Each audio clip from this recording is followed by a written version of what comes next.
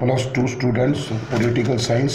आज हम जैसे कल भी हमने चर्चा की थी राष्ट्र निर्माण की चुनौतियां, यानी कि राष्ट्र निर्माण, राष्ट्र मतलब देश के निर्माण के अंदर जो चुनौतियां आती हैं, जो मुसीबतें आती हैं या कुछ भी मुसीबतें मुंह बाए खड़ी होती है जिससे जो है हम इनकार नहीं कर सकते, तो उनमें सबसे बड़ी जो बाधा आती है, जो मुसीबत आती है, वो शिक्षा प्रणाली में सुधार।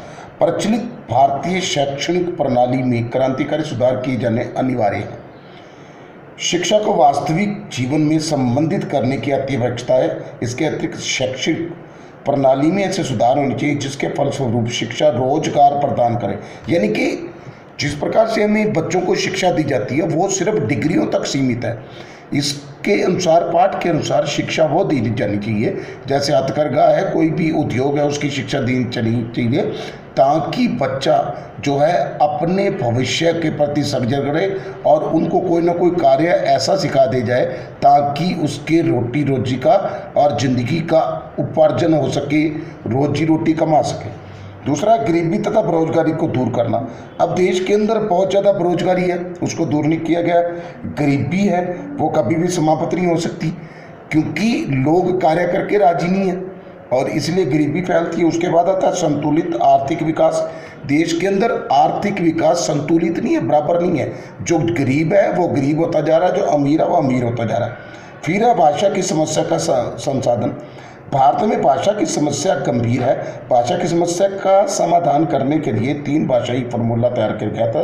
इससे भाषा संबंधी समस्या की गंभीरता को कुछ कम करना तो हो गया, परंतु समस्या पूरी तरह हल नहीं हुई। फिर भारतीय भाषाओं की एक साझी लिपि। राष्ट्र निर्माण के कार्य की सफलता के लिए सभी भारतीय भाषाओं की एक साझी लिपि का होना जरूरी है।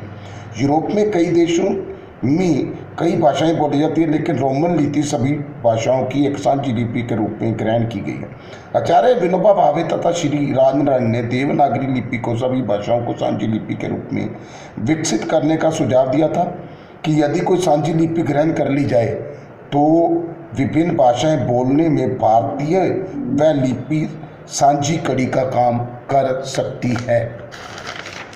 उसके बाद है स्वस्थ राजनीतिक वातावरण।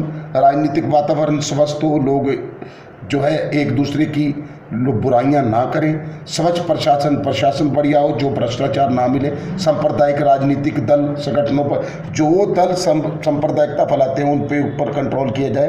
दल प्रणाली में सुधार। बहुदलीय प्रणाली है तो बहुदलीय प्रणाली में लोकतंत्र का अभाव हो जाता है। फिर भावात्मक एकीकरण।